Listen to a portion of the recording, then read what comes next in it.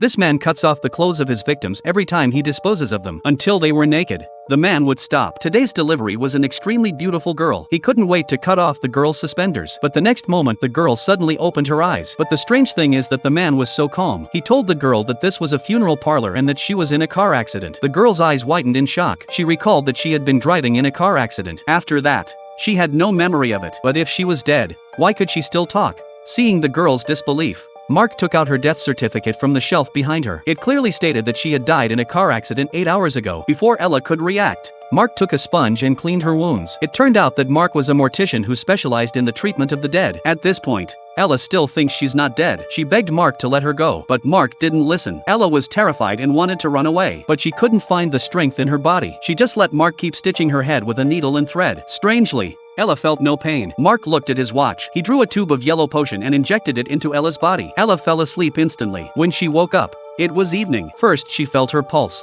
but she couldn't feel it, so Ella slammed her hand into the bed again. Strangely, she felt no pain from the impact. At this point, she realized she was probably dead. She tried to escape, but the door was locked. Meanwhile, her boyfriend came to the funeral home to see Ella one last time, but Mark turned him away on the grounds that he wasn't family. Ella heard her boyfriend's voice shouting at the door, but the house is surprisingly soundproof, so her boyfriend didn't hear her. Ella panicked and tried to call him, but the phone line was cut off. Ella missed her chance. She went on a rampage, knocking over everything in the house to vent her anger. When Mark opened the door, the room was a mess. Ella begged Mark to let her go, but Mark didn't. That day Ella's mother came to the funeral home. She wanted to see her daughter for the last time because she missed her so much. Mark slowly lifted the white cloth. She looked at her daughter's body and burst into tears. After saying goodbye to her daughter, she was ready to leave. Mark seemed to be afraid that Ella would wake up and panicked as he closed the cloth. But then the mother suddenly turned around to check on her.